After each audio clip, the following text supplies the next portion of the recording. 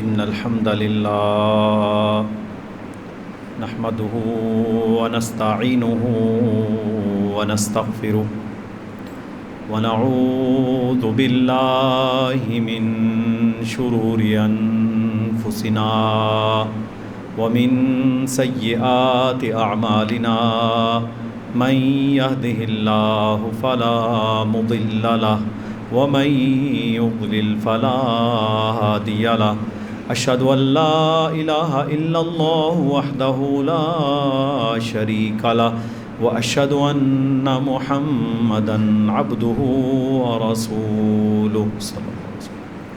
أما بعد فإن أصدق الحديث كتاب الله وخير الهدي هدي محمد صلى الله عليه وسلم وشر الأمور محدثاتها وكل محدثة بدعة وكل بدعة ضلالة وكل ضلالة في النار. أعوذ بالله السميع العليم من الشيطان الرجيم من همزه ونفخه ونفثه. يا أيها الذين آمنوا اتقوا الله حق تقاته ولا تموتن إلا وأنتم مسلمون.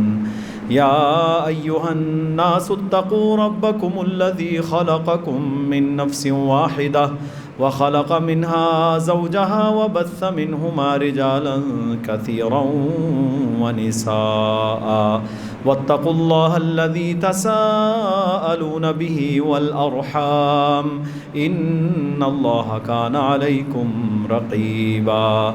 يا أيها الذين آمنوا اتقوا الله وقولوا قولا سديدا يصلح لكم أعمالكم ويغفر لكم ذنوبكم ومن يطع الله ورسوله فقد فاز فوزا عظيما.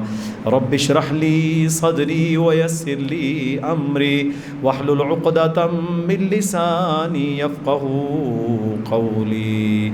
اللهم صل على محمد وعلى آل محمد كما صليت على إبراهيم وعلى آل إبراهيم إنك حميد مجيد. اللهم بارك على محمد وعلى آل محمد كما باركت على إبراهيم وعلى آل إبراهيم إنك حميد مجيد. ذی قعد کے آخری ایام جاری ہیں. ذی الحج کا چاند نظر آنے میں چند دن باقی ہیں. 29 ذی قعد یا 30 ذی قعد یہ 2 آخری دن ہوں گے اس مہینے کے. اس کے بعد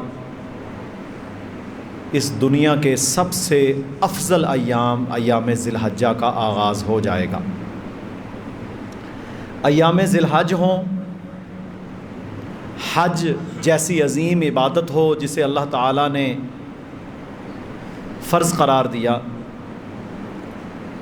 اور قربانی جیسا عمل ہو، تو ابراہیم علیہ السلام کا ذکر، آپ کا عقیدہ، آپ کی ملت، اس کو سیکھنا اور سمجھنا بہت ضروری ہے. کیونکہ ہم اصل میں ملت ابراہیمی پر ہیں. اللہ رب العالمین نے آخری نبی جناب محمد الرسول اللہ صلی اللہ علیہ وسلم کو ملت ابراہیمی کی پیروی کا حکم دیا. اور ملت ابراہیمی کی پیروی کا حکم کیوں دیا؟ فرمایا قل صدق اللہ، آپ کہہ دیجئے کہ اللہ کی بات سچی ہے.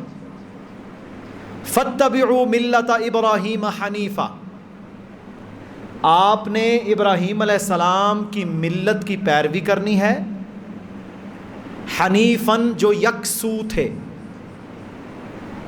یکسو کا مطلب ہوتا ہے جو ہر جائی نہیں ہوتا، صرف ایک عقیدہ، ایک سوچ توحید میں پختہ، اللہ کے علاوہ کسی کے ساتھ کوئی لنک نہیں، اتنے خالص۔ فرمایا حنیفہ یکسو، یعنی سوچ بھی نہیں آئی، کبھی سوچ بھی پیدا نہیں ہوئی کہ میں اللہ کے در کو چھوڑ کے کسی اور در پہ جاؤں۔ یہ ہوتا ہے حنیفہ، سیدھی راہ والا، کانسنٹریٹڈ، یکسو۔ فرمایا آپ نے اس ملت کی پیروی کرنی ہے جو ابراہیم علیہ السلام کی ملت ہے۔ کون ابراہیم علیہ السلام؟ حنیفاً، جو یکسو تھے۔ پہلی خوبی وہ یکسو تھے، اور آگے فرمایا وما کان من المشرکین، وہ مشرک نہیں تھے۔ جو یکسو ہوتا ہے نا، توحید والا، اللہ پر ایمان والا، کلمہ طیبہ کو صحیح ماننے والا، اللہ کی توحید پر اتنا پختہ کہ ساری کائنات اگر اس کے خلاف کھڑی ہو جائے اور اسے کوئی راستہ سجھائی نہ دیتا ہو، پھر بھی وہ اللہ کی توحید سے نہیں پھرتا، اسے کہتے ہیں حنیفہ۔ وما کان من المشرکین، اور فرمایا میں رب گارنٹی دیتا ہوں وہ مشرک نہیں تھے۔ آج ہمارے ہاں تو شرک کی قسمیں بڑی ہیں، اللہ کی ذات میں شرک، اللہ کی صفتیں دوسروں کو دے دینا، عبدالحق بیڑا دک۔ عبدالحق بیچارہ کیا کرے گا، وہ تو خود مخلوق ہے۔ معین الدین چشتی، لگا دے پار کشتی، وہ بیچارہ کیا تمہاری کشتی پار لگائے گا جو خود اللہ کا محتاج ہے۔ داتا دی نگری تے بری امام، اور تو فلاں قبر کے اوپر اگر دودھ نہیں چڑھائے گا تو تیری بھینسوں کا دودھ خشک ہو جائے گا۔ یہ سارے گندے، باطل، غلیظ عقیدے کلمہ پڑھنے والوں کے اندر ہیں۔ کہتا ہے بچہ نہیں ہوتا تو جا کے 100 روپے کا بڑاوا چاندی کا بنا ہوا لے کر دولے شاہ پر چڑھا دے، تجھے بچہ مل جائے گا۔ تف ہے اس گندگی پر کہ تو کلمہ پڑھ کے تو کتنا غدار ہے اپنے رب کا۔ یہ مصیبتیں، یہ مشکلیں، یہ مہنگائیاں، یہ پریشانیاں، یہ عذاب، یہ سائیکلون، یہ میرے بھائیوں سمندری طوفان، یہ بجلیوں کا گرجنا، یہ جون کے اندر موسموں کا بدلنا، یہ ویسے نہیں آتا۔ گلوبل وارمنگ یہ سائنسی اصطلاح ہے۔ اس سے پہلے نوح علیہ السلام کی قوم پر بھی عذاب آئے گا، اس کو کون سا گلوبل وارمنگ کا نام دو گے؟ آج بھی بحیرہ مردار، ڈیڈ سی موجود ہے، جہاں قوم لوط کے اوپر اس بد فعلی کی وجہ سے جو مرد کے ساتھ کرتا تھا عذاب آیا تھا۔ آج تک اس کا اتنا اثر ہے کہ وہاں کوئی جاندار زندہ نہیں رہ سکتا۔ کہتے ہیں سائنسی یہ ہو گیا۔ سب سے زیادہ اللہ کو وہ بندہ ناپسند ہے جو کلمہ طیبہ کے اندر ضرب لگاتا ہے، جو اللہ کی توحید میں ضرب لگاتا ہے، اللہ کی توحید میں پختہ نہیں۔ تو ہمارے یہ عقیدہ، پھر ایک اور عقیدہ ہے۔ فرمایا ارائیتا، کیا تم نے ایسے بندے کو دیکھا، من اتخذ الہہ ہوا، جس نے اپنی خواہشات کو اپنا معبود بنا لیا۔ یہ بھی شرک ہے، خواہش کی پیروی، اللہ کی نہیں ماننی، نفسانی خواہش کے پیچھے چلنا، اللہ اس کے رسول کی بات کو پرے پھینک دینا۔ یہ ساری شرک کی اقسام سے کس کو مبرہ قرار دیا؟ ابراہیم علیہ السلام کو۔ میرے بھائیوں اتنے پختہ، باپ بھی دشمن، خاندان بھی دشمن، برادری بھی دشمن، بادشاہ بھی دشمن، سارا علاقہ بھی دشمن، اور باپ نے کہا ابراہیم میرے گھر سے نکل جا، اگر آج کے بعد ہمارے بتوں کو، اچھا وہ بت کوئی لکڑی یا پتھر نہیں تھا، وہ نیک لوگوں کی شکلوں پر بنے تھے۔ یہ ہمارے ہاں نا مسکنسیپشن یا آپ کو دماغ خراب کرنے کی کوشش کہ وہ جی بتاں دی پوجا کرتے سن، وہ ولیاں دی پوجا تے نہیں سی کرتے، وہ بھی اللہ دے ولی سن۔ لات کون تھا؟ منات کون تھا؟ یعوق کون تھا؟ یغوث کون تھا؟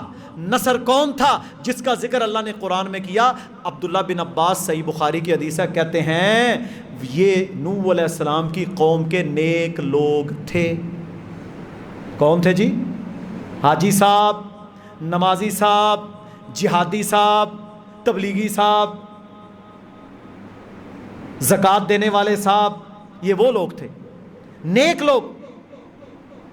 ان نیک لوگوں کی شکلوں پر بت بنا کر ان کی پوجا کرتے۔ اگر پتھر کی پوجا کرنا مقصود ہوتا تو پھر تو کیٹو کی عبادت ہونی چاہیے کہ جتنا بڑا پتھر ہو، پھر تو ماؤنٹ ایورسٹ کی عبادت ہونی چاہیے، بہت بڑا پہاڑ ہے، پھر تو میرے بھائیوں ہندو کش کا سلسلہ اور قراقرم کے سلسلے ان کی پوجا کرتے۔ نہ، وہ پتھر کی پوجا نہیں کرتے تھے، وہ پتھر کی مورتی بناتے تھے نیک بابے کی شکل پر۔ یہ رام کون ہے؟ ہاں جی، رام کون ہے؟ رام بھی ایک پرسنالٹی ہے، شخصیت ہے۔ ہندو نے رام کا بت بنایا، اس کو معبود مانا۔ یہ گھنشام کون ہے؟ یہ سارے بت انہوں نے بھی نیک لوگوں سے لیے۔ یہ عقیدے کی گندگی ہے۔ تیری قربانی، تیرا حج کوئی کسی کام کا نہیں، نہ نماز کسی کام کی ہے جب تک یہ گندگی دماغ میں رہے۔ اللہ اکبر۔ تو میرے بھائیوں کیا فرمایا باپ نے؟ کہا اگر تم نے ہمارے ان معبودوں کو، ان بتوں کو جو نیک لوگوں کی شکلوں پر بنائے گئے ہیں، ان کو برا کہنا نہ چھوڑا، وَاہْجُرْنِی مَلِيًّا، میں پتھر مار مار کے تمہیں ہلاک کر دوں گا۔ باپ کہہ رہے ہیں۔ اتنی میرے بھائیوں سختی تھی ان لوگوں میں۔ وہاں اللہ رب العالمین نے سیدنا ابراہیم علیہ السلام کو بھیجا۔ اچھا، جب انہوں نے کوئی بات نہیں مانی، سارے بتوں کو نا گئے ان کے بت خانے میں توڑ دیا۔ ایک جو بڑا بت تھا نا سب سے، اس کو باقی رکھا۔ سارا پنڈ اکٹھا ہو گیا، انہوں نے کہا ساڑھے بت کنے توڑے؟ انہوں نے کہا مجھے کیا پتا ہے، یہ بڑے بت ہیں، اس سے پوچھو۔ وہ کہتے ہیں یہ کیا بتائے گا؟ یہ تو نہیں بتا سکتا، یہ تو نہیں بتا سکتا کہ کس نے توڑا۔ تو فرمایا جب یہ اتنا نہیں بتا سکتا کہ ان کو توڑا کس نے ہے، جب یہ اتنا نہیں بتا سکتا یا دوسرے اپنی حفاظت نہیں کر سکتے، تو یہ تمہارے معبود کیسے ہو گئے؟ پھر سارے پنڈ کو جمع کیا، کہا دیکھو یہ ستارے، یہ چاند، یہ اتنا بڑا سورج، یہ میرے معبود ہیں۔ جب ستارے بھی گئے کہا یہ تو نہیں ہو سکتا، چاند بھی گیا، ہر ایک کا ایک ٹائم مقرر ہے نا، کہا یہ بھی نہیں ہو سکتا۔ جب سورج کو دیکھا اتنا بڑا، کہا یہ شاید معبود ہو، وہ بھی ڈوب گیا۔ کہا یہ معبود نہیں ہو سکتے، میرا معبود کون ہے؟ انی وجہت وجہی للذی فطر السماوات والارض حنیفا، میرا معبود تو وہ رب ہے جو زمین و آسمان، مشرق اور مغرب کا مالک ہے، میرا چہرہ اس کی طرف ہے۔ یہ عقیدہ ابراہیم علیہ السلام نے اپنی قوم کو سکھایا، لیکن وہ دشمن بن گئے۔ انہوں نے کہا جی ہم نہیں چھوڑیں گے اسے، یہ ہمارے نیک لوگوں کو اور یہ ایسے اور ویسے اور ہمارے بتوں کو برا بھلا کہتا ہے، حالانکہ وہ برا بھلا نہیں کہتے تھے۔ ابراہیم علیہ السلام کے جو والد تھے نا آزر، بہت بڑا مشرک تھا، اس کی بتوں کی فیکٹری تھی۔ ایک ہوتا ہے بت شکن، ایک ہوتا ہے بت گر، بت بنانے والا۔ اس کے گھر میں بتوں کی فیکٹری بنائی ہوئی تھی، لکڑی کے بت، مٹی کے بت، جس طرح برتن بنتے ہیں اس طرح وہ بت بناتے تھے اور بیچتے تھے۔ کہتے ہیں امام قرطبی لکھتے ہیں 6 یا 7 سال کی عمر تھی ابراہیم علیہ السلام کی، چھوٹا بچہ، 6-7 سال کا بچہ کافی کام کرنے کے قابل ہو جاتا ہے۔ تو باپ نے کہا بیٹا اب میں بوڑھا ہو گیا ہوں، تم کاروبار میں میرا ساتھ دیا کرو، کیونکہ میں بت بیچنے کے لیے جاتا ہوں، تم بھی میرے ساتھ آیا کرو تو بتوں کو ہم بیچیں۔ تو ابراہیم علیہ السلام ساتھ گئے۔ انہوں نے نا رسی، بتوں کو نا رسی باندھ کر اس طرح وہ اٹھا کے لے کے جاتے تھے بیچنے کے لیے گلیوں میں۔ تو ابراہیم علیہ السلام نے اٹھایا ہوا تھا بتوں کو، اور پتہ کیا کہہ رہے تھے؟ کہہ رہے تھے لوگو، جس نے وہ معبود خریدنے ہیں جن کو میں گلیوں میں گھسیٹ رہا ہوں وہ ضرور خرید لے۔ چھوٹے سے ابراہیم علیہ السلام کا سینہ اللہ نے روشن کر دیا۔ ایسا شاندار عقیدہ کہ اللہ نے قرآن میں آخری امت کو حکم دے دیا، اور آخری نبی صلی اللہ علیہ وسلم جو کہ اصلاً ابراہیم علیہ السلام کی اولاد میں سے ہیں، ان کو بھی حکم دے دیا کہ آپ نے ابراہیم علیہ السلام کی ملت کی پیروی کرنی ہے۔ اللہ اکبر، اللہ اکبر۔ اور میرے بھائیوں، پھر ذی الحجہ کا مہینہ ہو، حج کے ایام ہوں، طواف ہو، بیت اللہ کی تعمیر ہو، مقام ابراہیم، وہ پتھر جس پر کھڑے ہو کر سیدنا ابراہیم علیہ السلام اور اسماعیل علیہ السلام نے بیت اللہ کی تعمیر کی تھی، اور پھر حضرت ہاجرہ رضی اللہ عنہا کا صفا اور مروہ کے درمیان بھاگنا پانی کے لیے اپنے بیٹے کے لیے، اور پھر اسماعیل علیہ السلام کے لیے اللہ رب العالمین کا جبریل علیہ السلام کو حکم دینا، اور ان کا پر لگ کر، پر کی ٹھوکر سے اللہ نے پانی جاری کر دیا۔ اور آج تک میرے بھائیوں دیکھیں کتنا عرصہ ہو گیا، کتنے ہزار سال گزر چکے، 3، 3.5، 4 ہزار سال گزر چکے، آج تک وہ پانی ختم نہیں ہوا، اور ایک دن میں لاکھوں لیٹر پانی ساری دنیا پیتی ہے۔ دنیا حیران ہے کہ اس نخلستان اور اس پہاڑوں کی سرزمین اور ریت کے اندر سے پانی کہاں سے آ گیا؟ اللہ نے ایسا پانی جاری کر دیا۔ صفا، مروہ، مزدلفہ، منا، عرفات، ان کے اندر جانا، وقوف عرفہ کرنا، یہ ساری ابراہیم علیہ السلام کی نشانیاں ہیں۔ اچھا، ابراہیم علیہ السلام نا اس ساری وادی میں ان کا گھر تھا، دور یہ میدان عرفات سے کچھ پیچھے سے جب واپس آ رہے تھے نا، تو جہاں پر شیطانوں کو کنکریاں مارتے ہیں نا، ہمارے ہاں شیطان ہی مشہور ہے، اصل میں تو کہتے ہیں جمرات۔ جمرات کو جب کنکریاں مارتے ہیں تو 3 شیطان، بڑا چھوٹا اس سے چھوٹا، یعنی اس کی اولاد، یہ آئے آپ کو روکنے کے لیے۔ یہ بھی سن لیں، ابراہیم علیہ السلام کے راستے میں رکاوٹ پیدا کرنے کے لیے کہ یہ بیت اللہ کی تعمیر نہ کریں، کیونکہ یہ توحید کا گہوارہ بنے گا، یہ ساری امت کے لیے توحید کا گہوارہ بننے والا ہے یہ مقام۔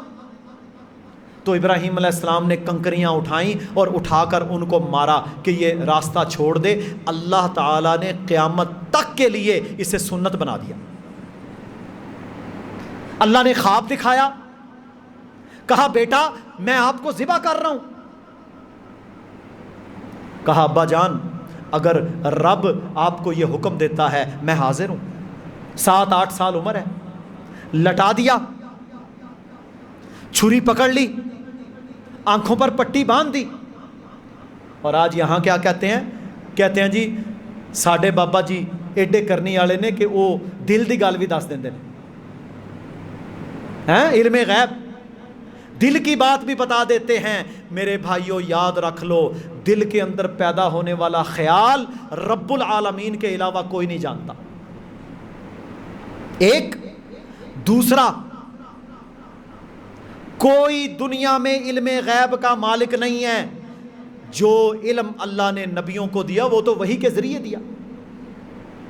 اچھا اگلا سوال یہ ہے، اگر ابراہیم علیہ السلام کو پتا تھا کہ چھری کوئی نہیں چلنی، نیچے مینڈے نے آ جانا ہے، وہ گول سنگوں والا بکرا جو بھیڑ ہے، بھیڈو، اس نے آ جانا ہے، تو میرے بھائیوں پھر امتحان تو کوئی نہ ہوا، کہ ان کو پہلے ہی پتا تھا۔ اگر رسول اللہ صلی اللہ علیہ وسلم کو پتا تھا کہ یہ جو لوگ آئے ہیں میرے 70 حافظ اور عالم صحابہ کو دعوت و تبلیغ کے لیے لے کے جا رہے ہیں اپنے گاؤں میں، انہوں نے راستے میں جا کر انہیں قتل کر دینا ہے، شہید کر دینا ہے، تو میرے بھائیوں نعوذ باللہ پھر اللہ کے نبی نے جان بوجھ کر بھیجا تھا انہیں۔ علم غیب جاننے والا کون ہے؟ بولیا کرو، علم غیب جاننے والا کون ہے؟ اللہ۔ نبیوں کو اللہ نے جتنا علم دیا وہ اپنی وحی کے ذریعے سے دیا۔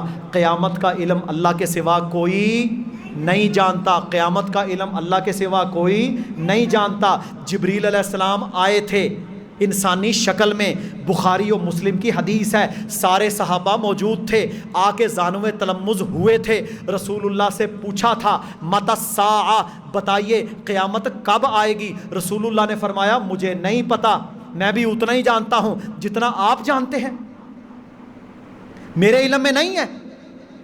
اللہ قرآن میں فرمائے کہ میرے علاوہ قیامت کا علم کوئی نہیں جانتا، تو اللہ نے سارا علم تو کسی کو نہیں دیا۔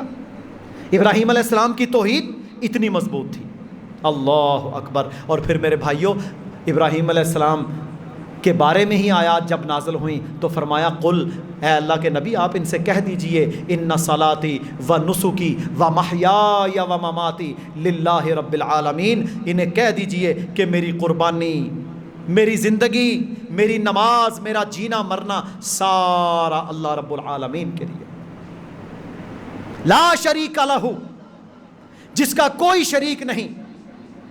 کیسا شاندار میرے بھائیوں یہ انداز ہے۔ اور فرمایا اب دوسرا، ایک تو وہ ملت ہے نا، دوسرا فرمایا ان ابراہیم کان امہ، ان ابراہیم کان امہ، ابراہیم علیہ السلام تو خود امت تھے، اللہ نے ان کے عقیدے کی پختگی کی وجہ سے انہیں امت قرار دیا۔ ان ابراہیم کان امہ قانتا للہ حنیفا، اللہ کے لیے خشوع و خضوع اختیار کرنے والے، یکسو، یہاں وہاں نہیں، یکسو، صرف اللہ کے سامنے جھکنے والے، صرف اللہ سے مانگنے والے، صرف اللہ سے مشکل کشائی کروانے والے، صرف اللہ سے حاجت روائی کروانے والے۔ اب میرے بھائیوں سارا علاقہ شہر دشمن ہو گیا تو ابراہیم علیہ السلام کو آگ میں ڈالا، غلیلے میں ڈالتے ہیں، آگ میں دور سے اڑتے ہوئے جا رہے ہیں۔ زبان کے اوپر کیا الفاظ تھے، کبھی یار استعمال تو کر کے دیکھا کرو۔ اللہ کے نبی نے پتہ کیا فرمایا صلی اللہ علیہ وسلم؟ فرمایا جب احد کا معرکہ جاری تھا، جب میں زخمی تھا، جب 70 لاشیں صحابہ کے تڑپ رہے تھے، جو رہ گئے وہ سارے زخمی تھے، تو آپ کی زبان کے اوپر کیا تھا؟ حسبنا اللہ و نعم الوکیل۔ کیا ہم نے کبھی یہ ذکر کیا؟ کیا ہم نے کبھی مشکل میں پورے ایمان کے ساتھ یہ جملے نکالے اپنی زبان سے؟ کبھی دیکھ کر آزما کر پورے ایمان کے ساتھ میرے بھائیوں دیکھنا، جب سارے دروازے تمہارے بند ہوں گے، کبھی حسبنا اللہ و نعم الوکیل کہہ کر تو دیکھنا، پھر دیکھنا میرے رب کی مدد کیسے آتی ہے۔ فرشتے آئے،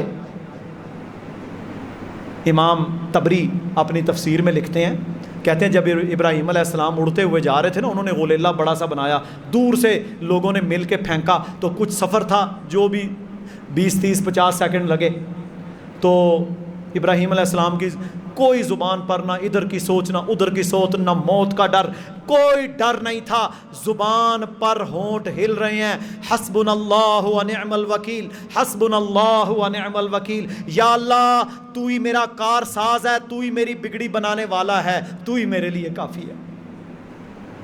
کیسا عقیدہ تھا ان کا، تو ہی میرے لیے کافی ہے، حسبنا اللہ و نعم الوکیل میرے بھائیوں زبان سے جاری ہے۔ فرشتے آئے، کہتے ہیں فرشتے جبریل علیہ السلام آئے، کہا ابراہیم کچھ چاہیے؟ فلاں فرشتہ کچھ چاہیے؟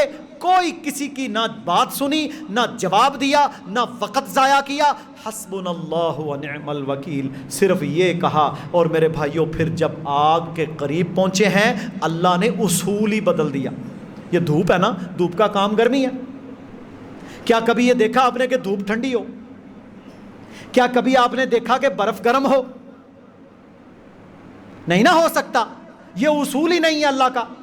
لیکن اللہ نے اس توکل کی بنیاد پر، اصل مسئلہ ہوتا ہے توکل کا، اس توکل کی بنیاد پر اللہ رب العالمین نے اصول بدل دیا کچھ وقت کے لیے۔ فرمایا یا نار کونی بردن و سلاما علی ابراہیم، اے آگ ٹھنڈی ہو جا ابراہیم پر سلامتی کے ساتھ۔ آگ کو ٹھنڈا کرنا اللہ کا اختیار ہے۔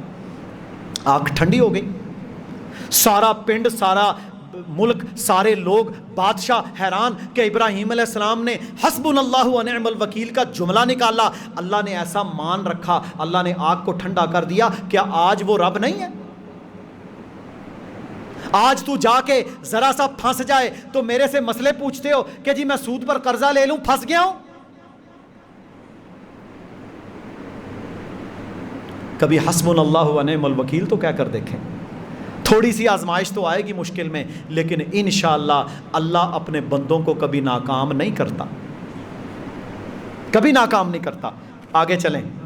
ابراہیم علیہ السلام کا اور عقیدہ، فرمایا قد کانت لکم اسوۃ حسنۃ فی ابراہیم. لوگو سن لو، تمہارے لیے ابراہیم علیہ السلام کی زندگی میں نمونہ ہے. والذین معہ، جو ان کے ساتھی تھے ان کی زندگیاں بھی تمہارے لیے نمونہ ہے. کیا نمونہ ہے جی؟ اذ قالوا لقومہم، جب انہوں نے اپنی قوم سے کہا، بڑی دعوت دی، سمجھایا دلیل کے ساتھ، عقل کے ساتھ، سورج کی مثال، چاند کی مثال، ستاروں کی مثال، حسبنا اللہ و نعم الوکیل سامنے آ گیا، معجزہ ظاہر ہو گیا، آگ ٹھنڈی ہو گئی، سب کچھ میرے بھائیوں جب بتا دیا. چند لوگ مسلمان ہوئے جن کو اللہ نے توفیق دی، باقی شرک پر، کفر پر ڈٹے رہے، اور اکثریت ہمیشہ جاہل اور میرے بھائیوں گمراہ رہی ہے. جب سارا معاملہ ہو گیا، اب کوئی راستہ باقی نہیں ہے، تو کیا فرمایا؟ قد کانت لکم اسوۃ حسنۃ فی ابراہیم والذین معہ. فرمایا تمہارے لیے نمونہ ہے ابراہیم علیہ السلام جو ان کے ساتھی تھے. اذ قالوا لقومہم انا براء منکم، جب انہوں نے اپنی قوم سے کہا میں تم سے بری ہوں، میرا تمہارا کوئی لینا دینا نہیں. کیوں؟ وَمِمَّا تَعْبُدُونَ مِن دُونِ اللَّهِ، تم اللہ کو چھوڑ کر دوسروں کی عبادت کرتے ہو. اصل مسئلہ کیا ہے؟ وَمِمَّا تَعْبُدُونَ مِن دُونِ اللَّهِ، تم رب کا در چھوڑ کر دوسروں کی عبادت کرتے ہو، میرا تمہارا لینا دینا کوئی نہیں. کفرنا بکم، میں انکار کرتا ہوں تمہارے باطل معبودوں کا. وبدا بیننا و بینکم العداوۃ والبغضاء ابدا حتی تؤمنوا باللہ وحدہ، آج کے بعد میرا اور تمہارا بغض ہے، نفرت ہے، جب تک کہ تم ایک اللہ کی عبادت نہیں کرتے. وبدا بیننا و بینکم العداوۃ، آج کے بعد ہماری اور تمہاری عداوت ہے، والبغضاء بغض ہے، ابداً ہمیشہ کے لیے، حتیٰ کہ تؤمنو تم ایمان نہ لے آؤ، باللہ اللہ پر، وحدہ جو اکیلا ہے. ایک اکیلے اللہ پر تم ایمان لاؤ گے تب جا کر میری نفرت تمہارے سے ختم ہوگی. باپ نے کہا چل نکل، چلے گئے. یہ ہے میرے بھائیوں ابراہیم علیہ السلام کا عقیدہ. اللہ اکبر. اب یاد رکھ لیں، جس نے حج کرنا ہے، جس نے عمرہ کرنا ہے، جس نے قربانی کرنی ہے، اگر اس کا عقیدہ توحید مضبوط نہیں ہے، ابراہیمی نہیں ہے، نہ قربانی قبول، نہ حج قبول، نہ نماز قبول، نہ صدقہ، نہ زکوٰۃ. عقیدہ بیس ہے، سنت بیس ہے، حلال رزق بیس ہے. آپ قربانی کریں حرام کے مال کے ساتھ، لوٹے ہوئے مال کے ساتھ، غدر کے مال کے ساتھ، دھوکے کے مال کے ساتھ، کوئی قبول نہیں. قربانی حلال مال کے ساتھ، وہ قربانی اللہ کے ہاں قابل قبول ہے. اللہ رب العالمین ہم سب کو سمجھنے کی اور عمل کرنے کی توفیق عطا فرمائے. انشاءاللہ دوسرے خطبہ میں ہم قربانی کا جانور کیسے خریدیں، کون سا جانور لینا ہے، اس کے کیا احکامات ہیں، اور ذی الحجہ کی چند باتیں انشاءاللہ بیان کریں گے. وآخر دعوانا ان الحمد للہ رب العالمین.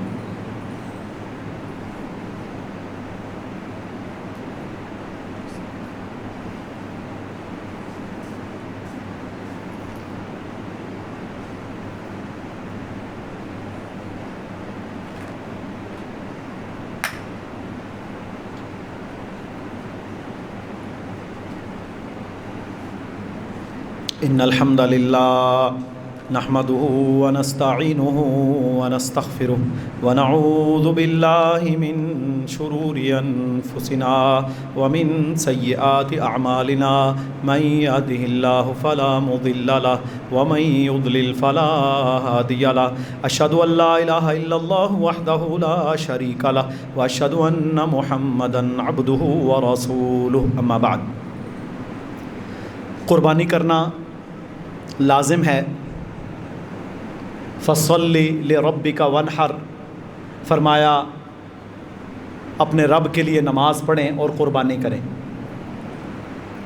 رسول اللہ صلی اللہ علیہ وسلم کا فرمان ہے سنن ابن ماجہ کے اندر، فرمایا جو بندہ وسعت کے باوجود یعنی استطاعت کے باوجود قربانی نہیں کرتا، اسے چاہیے کہ ہماری عیدگاہ کے قریب بھی نہ آئے۔ دیکھیں کتنی بڑی میرے بھائیوں شدید غصے کی علامت ہے یہ، کہ جو بندہ قربانی کا حصہ کم از کم 18,000 20,000 کا جو بنتا ہے چھوٹے سے چھوٹا، وہ ڈالنے کے قابل ہے، لیکن اسے کوئی فکر ہی نہیں، تو فرمایا اسے کوئی ضرورت نہیں مسلمانوں کی عیدگاہ میں آئے، یعنی اس کی کوئی عید نہیں۔ رسول اکرم صلی اللہ علیہ وسلم کا حکم ہے جب جانور ذبح کرو تو صرف 2 دانتا جانور ہی ذبح کرو، جسے دوندہ کہتے ہیں۔ جب جانور ذبح کرو تو صرف 2 دانتا جانور ہی قربان کرو۔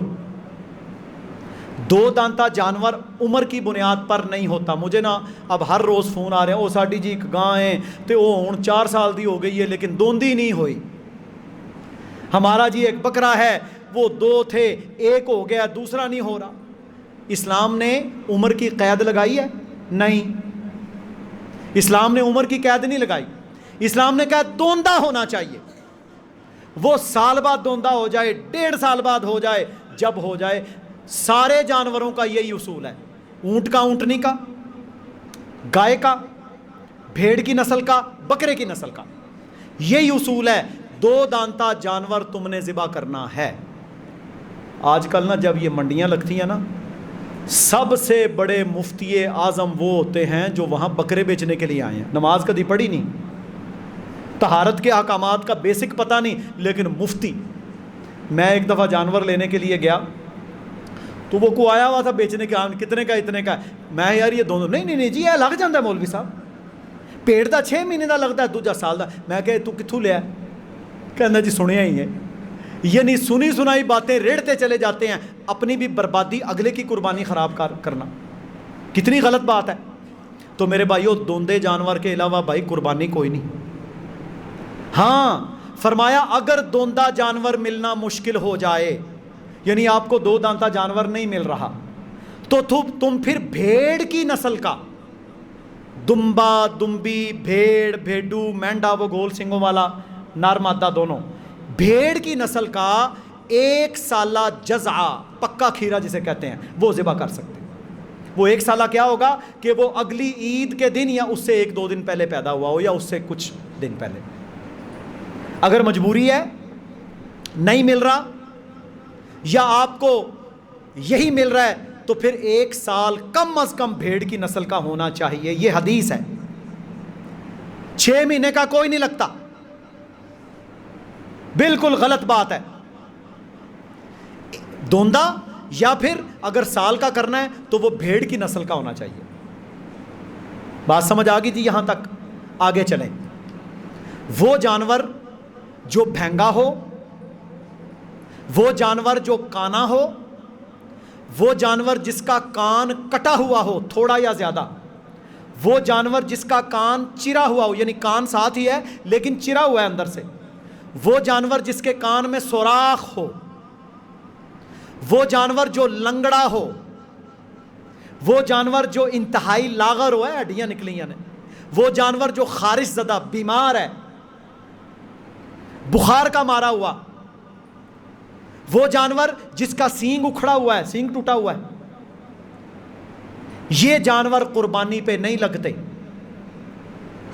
وہ کہے گا آپ کو جی ہم نے نشانی لگائی تھی، یہ سوراخ ہو گیا، ٹھیک ہے وہ حلال ہے، آپ عقیقے میں ذبح کریں، آپ ویسے کھائیں۔ یہاں بات ہو رہی ہے قربانی کی، حلال ہونے کی نہیں۔ پھر سنیں، کانا، لنگڑا، بھینگا، زخم والا، خارش زدہ، بیمار، لاغر، کان کٹا، کان چرا ہوا، کان کے سوراخ والا، سینگ ٹوٹا ہوا، یہ جانور قربانی میں ذبح کرنا جائز نہیں ہے۔ یہ آپ نے دیکھنا ہے. اور کبھی بھی رات کو جا کر بکرا نہیں خریدنا یا جانور, دن کو جائیں. پچھلے دنوں ہمارے ایک دوست تھے, بس شام کو گئے, لے آئے, اس نے پتہ نہیں کیا لگایا ہوا تھا, صبح اٹھ کے جب وہ گائے کو نہلایا, 1.5-2 لاکھ کی تو ہوگی, وہ جناب وہ نکل گیا ہوگا جو کچھ انہوں نے اندر پھنسایا ہوا تھا, اتنا سوراخ. اب یہ ہے کہ وہ کافی جانور لے کے آیا ہوا تھا, دوبارہ مل گیا, پیسے واپس ہو گئے, اس نے پھر بھی کسی کو مر دی ہوگی. تو ان کی باتوں میں نہیں آنا, کتاب و سنت کی بات ماننی ہے. بات سمجھ آ گئی جی؟ کون سا جانور لینا ہے؟ لنگڑا, پن. اچھا ایک جانور ہے, کل مجھے سوال ہے, انہوں نے کہا جی یہ جب بچہ تھا بکرا تو اس کی ٹانگ ٹوٹ گئی تھی, بعد میں جڑ گئی, اب لنگڑا پن کوئی نہیں, قربانی ہو جائے گی. جی ہو جائے گی, کوئی مسئلہ نہیں, کیونکہ وہ تو لنگڑا تھا, وہ لنگڑا تھا, بعد میں ٹھیک ہو گیا. ایسا جانور جو آپ نے ٹھیک لیا, مثلا آج لیا, کل کو وہ گاڑی کے نیچے آ گیا, ذرا زخمی ہو گیا, قربانی لگ جائے گی, کیونکہ آپ نے وہ صحیح لیا تھا. ٹھیک ہے. ہاں اگر وہ ایسی بیماری میں آ جائے کہ جو بیماری اس کے اہل نہیں ہے تو پھر اسے نہ کریں, یہ افضل ہے. تو یہ جانور بھائی قربان نہیں ہوں گے. رسول اللہ صلی اللہ علیہ وسلم نے 4 جنسوں میں قربانی جائز قرار دی ہے. اچھا جی, سنت عمل ہی اصل ہے, سنت عمل ہی اصل ہے نا. اچھا 4 ٹانگوں والے گائے, بکرا, دمبا, چھترا, ان کے علاوہ کتنے جانور حلال ہیں پتہ ہے آپ کو؟ 4 ٹانگوں والے, صرف یہ کچھ 4 نسلوں کے حلال نہیں ہیں, اور بھی کئی جانور حلال ہیں. رسول اللہ صلی اللہ علیہ وسلم نے گھوڑے کو حلال قرار دیا, صحیح بخاری مسلم میں حدیث ہے, وہ بھی 4 ٹانگوں والا ہے.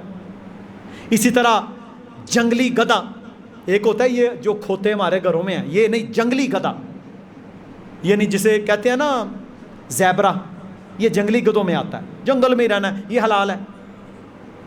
ہرن کا گوشت, ہرن کا گوشت بڑے اعلیٰ گوشتوں میں ہے, حلال ہے, وہ بھی 4 ٹانگوں والا ہے. بھینس حلال ہے, جاموس جسے, یہ بھی 4 ٹانگوں والی ہے. تو یہ سارے جانور حلال ہیں, لیکن اس سے یہ لازم نہیں ہے کہ آپ ہرن کی قربانی شروع کر دیں, زیبرے کی قربانی شروع کر دیں, مجھ کی قربانی شروع کر دیں. کیوں؟ کیونکہ سنت میں 4 جنسیں ہیں. اونٹ اونٹنی,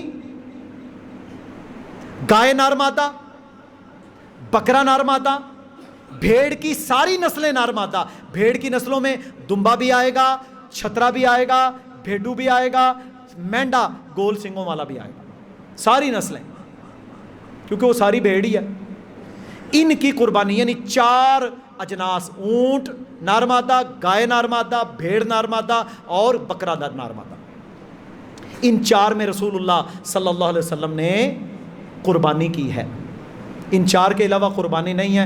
ہم کیوں کریں؟ میں مثال دے رہا ہوں, مجھے یہ بتائیں, ویڑیاں ویڑے ملنے بند ہو گئے ہیں, ختم ہی نہیں ہوتے. گائے اور بچھڑے اتنے ہیں آپ تصور نہیں کر سکتے. چلو کوئی ایسا وقت آ جائے گائے بچھڑا مل ہی نہیں رہا, مجھیں ہی رہ گئی نے, پھر کو بندہ سوچتا ہے. ایک یہ بات ذہن میں رکھ لیں. اب آ جائیں آگے, دوندا کرنا ہے اور ان 4 اجناس میں کرنا سنت ہے. ایک دفعہ نا حضرت عبد الرحمن بن ابو بکر رضی اللہ تعالی عنہ, جو حضرت عائشہ رضی اللہ تعالی عنہا کے بھائی تھے, ان کے ہاں بڑی دیر کے بعد بیٹا پیدا ہوا, یعنی اولاد نہیں ہو رہی تھی, بڑے عرصے کے بعد اللہ رب العزت نے انہیں بیٹا عطا کیا. تو لوگ ام المومنین سیدہ عائشہ رضی اللہ تعالی عنہا کے پاس آئے اور کہا کہ ام المومنین یہ بڑی خوشی کی بات ہے کہ ان کے ہاں بیٹا پیدا ہوا ہے, اب آپ کو چاہیے کہ آپ ان کے عقیقے پر اونٹ ذبح کریں. کیا ذبح کریں جی؟ اونٹ ذبح کریں. تو حضرت عائشہ ام المومنین رضی اللہ تعالی عنہا نے پہلا لفظ پتہ کیا نکالا؟ استغفر اللہ, میں اللہ سے استغفار کرتی ہوں, کیا میں وہ کام کروں گی جو اللہ کے نبی کی سنت کے مخالف ہو؟ اچھا اونٹ حلال ہے کہ حرام؟ حلال ہے نا, پر عقیقے میں ذبح کرنا سنت نہیں. میں ذرا اس کی نا تو جی او جی ہوں ساڑیاں ہے ہی مت جانے ڈاکٹر جی ہوں کی کروں, وہ کروں کی ہے بات یہ ہے، مجھ کو بیچو، اس کا بچڑا لو، وہ یعنی وہ آپ گائے اور وہ ویڑی ویڑا لیں، کیا مصیبت پڑی ہے؟ فرمایا استغفر اللہ، میں وہ کام کیوں کروں جو میرے نبی نے نہیں کیا صلی اللہ علیہ وسلم۔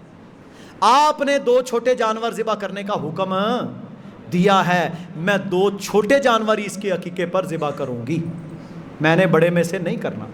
ابھی مجھے کئی سوال آنے ہیں، میں نے آج یہ بھی اس لیے کھول دیا، او بھائیو بڑے جانور میں عقیقہ نہیں ہوتا، عقیقہ صرف چھوٹے جانور میں ہوتا ہے۔ ہاں اس میں یہ شرط نہیں ہے کہ وہ دھندا ہو یا کوئی کان میں کٹ کٹ بھی ہو لگ جاتا ہے، عقیقے میں یہ شرط نہیں ہے، کھیرا بھی لگ جاتا ہے، لیکن چھوٹا جانور، کیونکہ سنت یہ ہے، سنت یہ ہے، تو اس لیے جو سنت سے ثابت ہے جانور، وہی جانور ذبح کرنے ہیں۔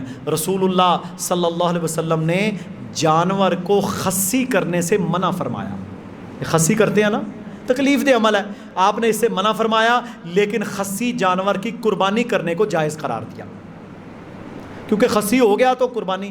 آپ نے مینڈے ذبح کیے جی، ایک اور بات یاد رکھ لیں، اسماعیل علیہ السلام پر جب ابراہیم علیہ السلام نے چھری چلائی تھی تو نیچے کون سا جانور آیا تھا؟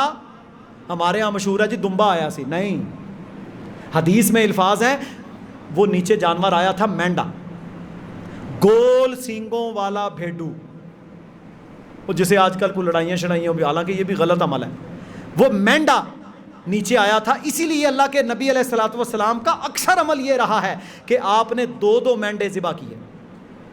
فرمایا، ابو داؤد میں حدیث ہے، فرمایا اللہ کے نبی نے خصی اور غیر خصی دونوں قسم کے جانور ذبح کیے، تو یہ بھی بات حل ہو گئی کہ دونوں قسم کے جانور ذبح کرنا جائز ہے، دونوں قسم کے جانور ذبح کرنا جائز ہے۔ ہاں خصی کرنے سے کراہت محسوس کی، منع کیا، کیونکہ تکلیف دہ عمل ہے، لیکن کوئی کر لے تو وہ گناہ گار یا حرام کے ارتکاب میں نہیں آتا، ٹھیک ہے، یعنی ناپسند کیا آپ نے۔ بات سمجھ آ گئی ہے جی انشاءاللہ؟ یہ ہے بھیڑ کی نسل کا صرف 1 سالہ جزعہ آپ ذبح کر سکتے ہیں۔ اسی طرح حرام مال سے لی گئی قربانی اللہ کی بارگاہ میں قبول کوئی نہیں ہوتی۔ صحیح مسلم میں حدیث ہے، فرمایا یا ایھا الناس، اے لوگو، ان اللہ تعالی طیب، اللہ تعالیٰ طیب ہے، لا یقبل الا طیبا، اللہ طیب کے سوا، پاک چیز کے سوا کوئی قبول نہیں کرتا۔ حلال ترین مال میں سے آپ نے یہ عمل کرنا ہے۔ آگے آ جائیں حصے۔ 2 بندے مل کر، کل سوال آیا جی ہم 2 لوگ ہیں، 2 دوست ہیں، کیا ہم دونوں مل کر ایک بکرا خرید کر قربانی کر سکتے ہیں؟ نہیں کر سکتے۔ کیوں؟ کہ قربانی پوری کرنی ہے۔ ہاں اللہ نے آپ کو حصے دے دیے، فرمایا اونٹ میں کتنے حصے ہیں جی؟ 10۔ اس میں 2 حدیثیں ہیں، یہ یاد رکھ لیں، اونٹ کے حوالے سے 2 احادیث ہیں۔ اونٹ میں اگر وہ صرف قربانی پر ذبح کیا جائے مکہ کے علاوہ، یعنی حج کے علاوہ، اگر اونٹ حج پر ذبح کیا جائے تو اس میں 7 حصے ہوں گے۔ حاجی جب اونٹ میں حصے ڈالیں گے تو کتنے حصے ہوں گے؟ 7۔ اگر اونٹ حج کے علاوہ پوری دنیا میں یا سعودی عرب میں ذبح کیا جائے قربانی کے لیے تو اس میں حصے ہوں گے 10۔ دونوں صحیح احادیث ہیں۔ تو اونٹ میں ہمارے ہاں 10 حصے ہوں گے اور گائے میں 7 حصے ہوں گے۔ اللہ نے یہ حصے دے دیے، تم اگر مل کے کرنا چاہتے ہو تو کم از کم 1 حصہ خریدو۔ دوسرا مسئلہ، ایک خاندان کی طرف سے ایک گائے کا حصہ یا اونٹ کا حصہ یا ایک بکرا کافی ہے۔ ایک خاندان ہے نا، جو خاندان سے مراد ایک فیملی، چاہے اس کے 2 بیٹے ہیں، کام بھی کر رہے ہیں، لیکن ان کا کھان پین رہن سہن سارا اکٹھا ہے، تو ایک جانور ان کے لیے کافی ہے۔ ہاں اگر اس کے بیٹے الگ الگ ہیں، الگ الگ سسٹم ہے، کھان پین سارا نظام الگ ہے، پھر وہ اپنی اپنی قربانی کریں، وہ الگ یونٹ ہے۔ ایک جانور یا ایک حصہ کافی ہے۔ باقی اگر وہ سارے تونگر ہیں اور سارے اپنی طرف سے قربانی کرنا چاہیں تو جائز ہے، منع نہیں ہے۔ مثلا بیوی بھی امیر کبیر ہے، وہ کہتی میں نے بھی کر لو، بیٹے کہتے ہیں جی میں نے بھی کر لیں، لیکن ایک کافی ہے، اس سے فریضہ ادا ہو جائے گا، باقی سارے کرنا چاہیں تو کر سکتے ہیں۔ قربانی کو صدقہ بھی کیا جا سکتا ہے، مثلا آپ قربانی خرید کر غریبوں کو دے دیں، غریب علاقوں میں بھیج دیں، یا غریبوں کے لیے گوشت مختص کر دیں، یہ بھی جائز ہے کہ میں نے جی یہ بکرا میں نے گھر میں کیا ہے اور یہ بکرا میں للہ قربانی ہبہ ہدیہ کر رہا ہوں، صدقہ کر رہا ہوں، یہ بھی جائز ہے۔ قربانی صدقہ کرنا بھی جائز ہے اور قربانی ہبہ کرنا بھی جائز ہے۔ مثلا ایک بندہ غریب آدمی ہے، کمزور ہے، اس کا کوئی دوست یا کزن یا رشتہ دار اس کو ایک بکرا پکڑا دیتا، جا یار قربانی کر لے، وہ ادھار نہیں دیتا، اسے ہدیہ کر دیتا ہے، یہ بھی جائز ہے۔ یعنی اگر کسی کو کوئی کمزور آدمی ہے، اسے کوئی قربانی گفٹ دے دیتا ہے، وہ ذبح کرے، انشاءاللہ دونوں کو اجر ملے گا، اس کے لیے صدقہ جاریہ بن جائے گا، لیکن قربانی اسی کی ہوگی، یہ یاد رکھ لیں، اس کو صدقے کا اجر ملے گا، قربانی اس کی ہوگی۔ تو قربانی کو صدقہ بھی کیا جا سکتا ہے اور کسی کو گفٹ بھی کیا جا سکتا ہے۔ ایک جانور کافی ہے، اگر سارے تونگر ہیں، کھاتے پیتے ہیں، کرنا چاہیں تو کر لیں، کوئی قباحت والی بات نہیں ہے۔ اسی طرح میرے بھائیوں،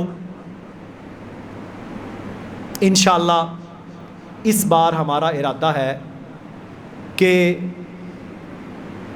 کشمیر اور دیگر علاقوں میں قربانیاں ہوں گی، وہاں بھی لوگ انتظار میں ہوتے ہیں، غربا مساکین، ان کے لیے بھی بھیجنی چاہیے، جس کا حصہ 18,000 اور 30,000 بکرے کا مختص کیا گیا ہے۔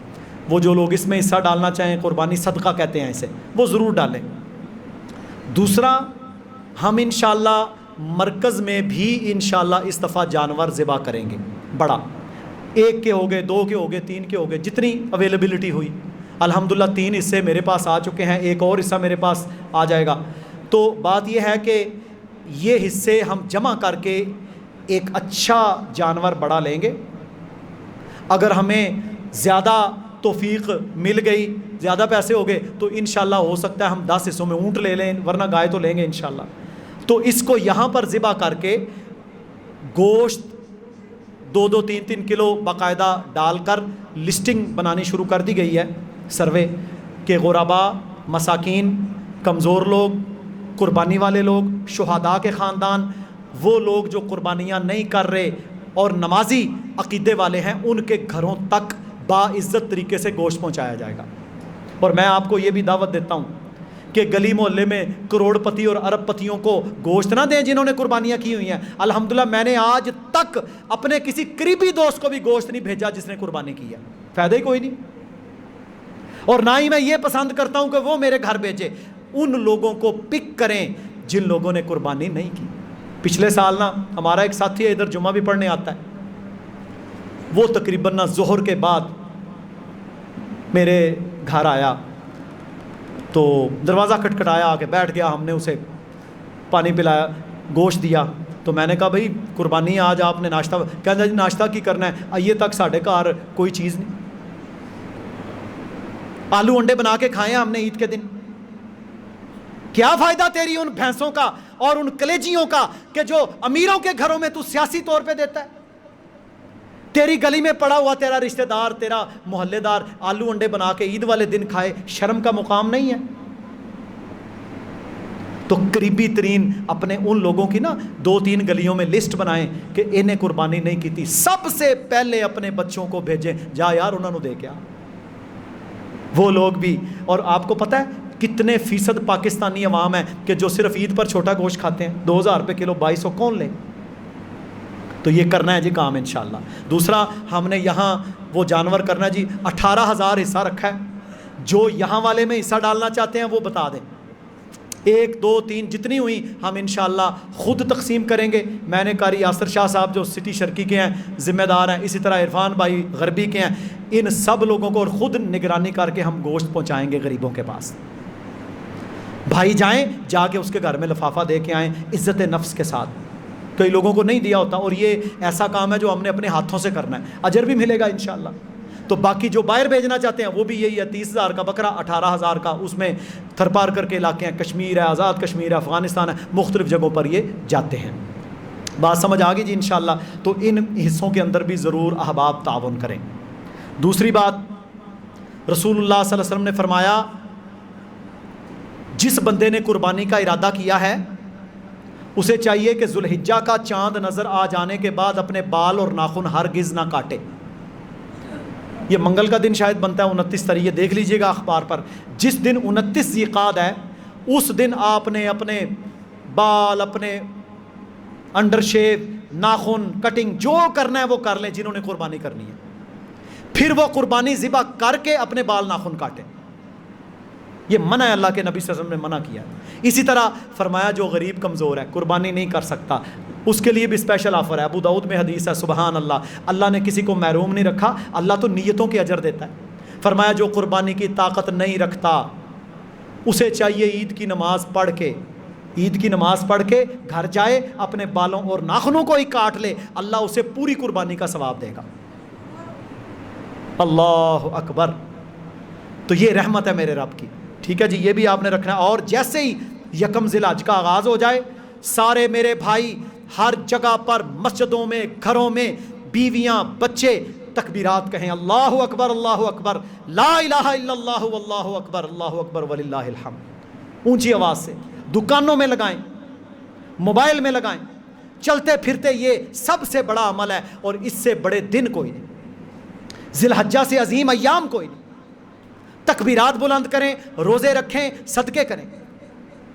9 ذی الحج کا روزہ، یوم عرفہ، وہ روزہ رکھنا بہت بڑے اجر کا باعث ہے۔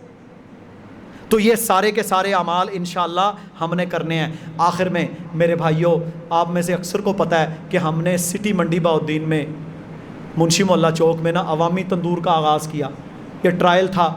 میں حیران ہوں کہ کل ہماری 1500 روٹیاں گئیں، 1500 روٹی ایک دن میں، اچھے آٹے کے ساتھ، اچھے وزن کے ساتھ، الحمدللہ کمزوروں کے لیے، سفید پیش لوگوں کے لیے آدھی قیمت پر، یہ 15 روپے کی تقریباً پڑتی ہے آج کل۔ تو الحمدللہ وہ جاری ہے جی کام۔ یہ ایک تندور ہمارا یہ عیدگاہ کے آگے جو ہے کٹھیالہ سیدہ کے قریب، وہاں بنا ہے، شوگر مل کے قریب، اور اس میں مزید ہم بڑھوتری کریں گے تاکہ لوگوں کو سستی روٹی ملے، وہ کم از کم اپنا کھانا کھا لے۔ وہ کہتے تھے روٹی ہوئے تو اسی پانی نمک مرچاں گھول کے بھی کھا لیں گے۔ آج تو یہ حالات ہیں کہ بندے آٹے سے مجبور ہے، 140-50 روپے کلو۔ تو انشاءاللہ میں نے بھائیوں سے کہا کہ آٹا اعلیٰ کوالٹی کا، نایاب کا، اچھا یوز کرنا ہے، لو کوالٹی کام نہیں کرنا، اور روٹی پورے وزن کی۔ تو انشاءاللہ یہ کام بھی جی جاری ہے۔ اللہ رب العزت ہمیں صدقہ جاریہ میں حصہ لینے کی توفیق دے۔